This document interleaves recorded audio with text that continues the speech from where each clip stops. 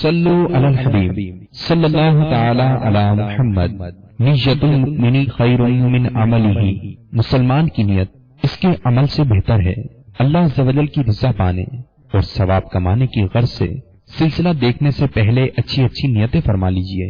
اللہ کی رضا کی خاطر علم دین حاصل کروں گا، سیکھ کر دوسروں تک نیکی کی دعوت پہنچاؤں گا، خاص خاص باتیں لکھوں گا، اول تا آخر دیکھوں گا۔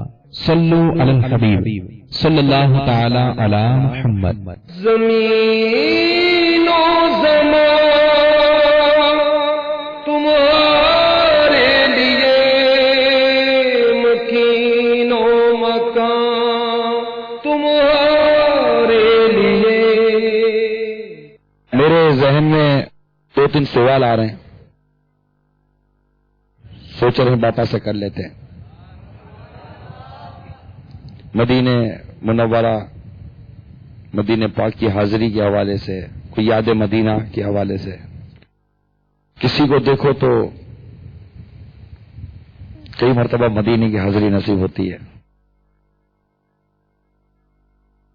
کچھ عرصے کے بعد اطلاع ملتی ہے کہ یہ مدینے کا سفر ہے، ان کا مدینے کا سفر ہے۔ اور کبھی کبھی دیکھتے ہیں بابا کہ دیوانے ایسے بھی ہوتے ہیں، برسوں ہوتے ہیں، مگر مدینے جانا نصیب نہیں ہوتا،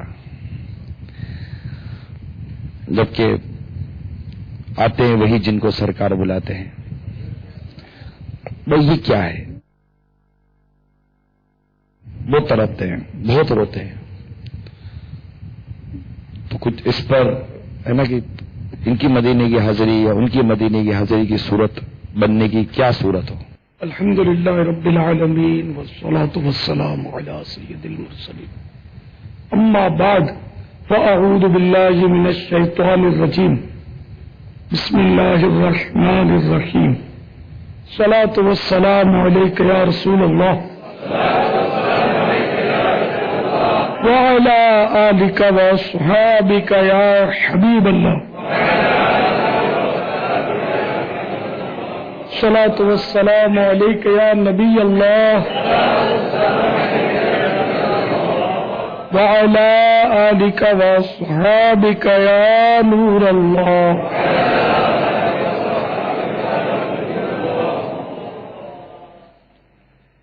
احسن البیان آداب الدعا میں ایک واقعہ میرا آقا اعلی حضرت امام اہل سنت مولانا امام احمد رضا خان علیہ رحمت الرحمن کے والد گرامی رئیس المتکلمین مولانا نقی علی خان علیہ رحمت المنان نے کچھ اس طرح کا نقل کیا ہے۔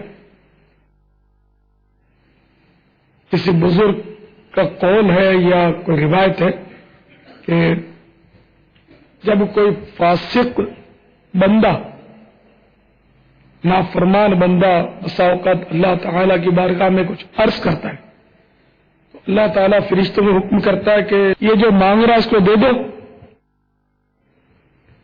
اس کا مانگنا مجھے پسند نہیں، اس کی آواز مکروہ آواز ہے، ناپسندیدہ آواز ہے، وہ ٹال دو دے گے۔ اور جب کوئی اللہ تعالیٰ کا عاشق اس سے فریاد کرتا ہے تو اللہ تعالیٰ حکم فرماتا ہے کہ اس کو ابھی رہنے دو، اس کو ابھی مت دو، یہ بولتا رہے، اس کا بولنا مجھے اچھا لگتا ہے،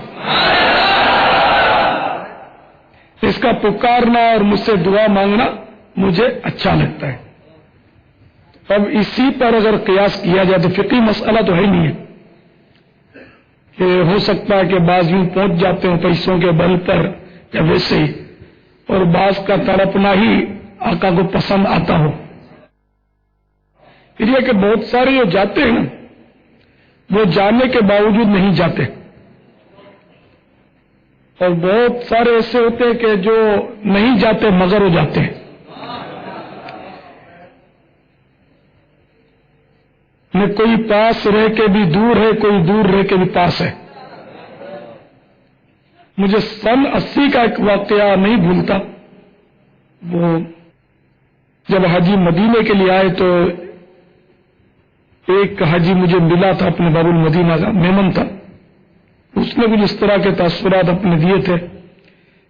تو یہ کیا مطلب کہ یوں ہے اور یوں ہے، یہاں تو اب بس جلدی 40 نمازیں پوری ہو جائیں تو جلدی مکے چلے جائیں. اب وہ بیچارہ ایسا لگ رہا تھا مدینے میں ہو کر مدینے میں نہیں تھا، اس کا دل نہیں لگ رہا تھا مدینے میں، یہاں سے بس جلدی چلے جائیں. تو بہرحال اپنا اپنا نصیب ہے، اس پر کوئی حکم تو نہیں لگا سکتے اپنے، اس کیا بیچارے کی مجبوری تھی. تو بظاہر مدینے میں ہونا یا نہ ہونا، اور غم مصطفیٰ جس کے سینے میں ہے کہیں بھی رہے وہ مدینے میں. مفسر شہیر مفتی احمد یار خان علیہ رحمت المنان نے تفسیر نعیمی جلد اول صفحہ 700 پر ایک بڑی عجیب حکایت نقل کی ہے. اب فرماتے کہ میں حج پر حاضر ہوا تھا تو مدینہ منورہ میں ایک صاحب تھے جن کا نام محمد حسین تھا. انہوں نے مجھے اپنا واقعہ بتایا کہ میں ایک بزرگ جن کا نام غالباً عبد الحق لکھا ہے، عبد الحق الہبادی علیہ رحمۃ اللہ الہادی کی بارگاہ میں حاضر تھا. تو میں نے عرض کی کہ یا سیدی، یہ جو حدیث شریف میں کہ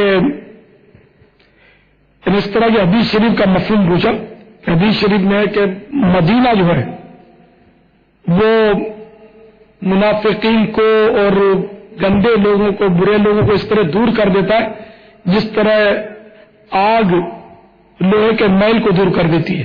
یہ منافقین اور مرتدین بھی تو یہاں جنت البقیع میں دفن ہو جاتے ہیں. تو یہ اس حدیث شریف کا مفہوم کیا ہے؟ حضرت نے جواب دینے کے بجائے میرے کان مرڑے دھکے مار کے مجھے نکال دیے. حیران ہوا، پریشان ہو تو میرا قصور کیا؟ میں نے تو سوال ہی تو کیا تھا. رات کو میں سویا، میں نے خواب دیکھا. خواب میں نے دیکھا کہ جنت البقیع میں موجود ہوں اور اونٹوں پر کچھ لاشیں کھود کے مطلب قبروں سے نکال کر لادی جا رہی ہیں اونٹوں پر، اور کہا جا رہا ہے کہ یہ یہاں کے نہیں ہیں، ان کو فلاں جگہ لے جاؤ. اور کچھ لاشیں لائی جا رہی ہیں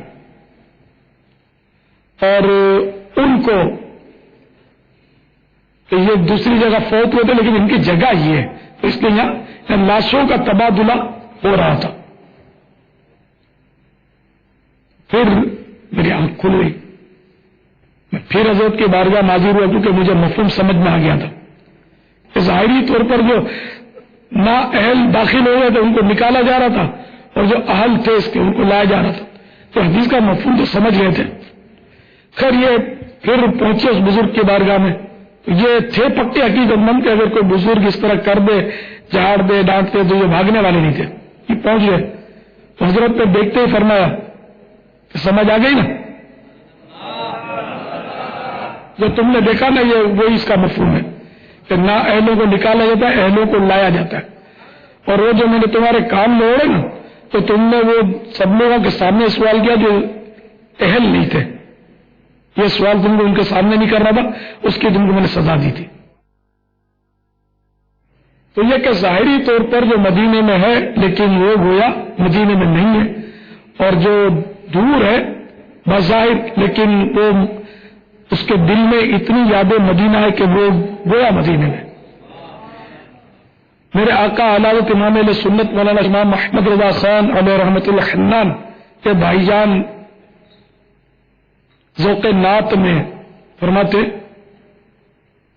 حرم ہے اسے ساحتے ہر دو عالم، حرم ہے اسے، حرم ہے اسے ساحتے ہر دو عالم، جو دل ہو چکا ہے نثار مدینہ، جو دل ہو چکا ہے نثار مدینہ.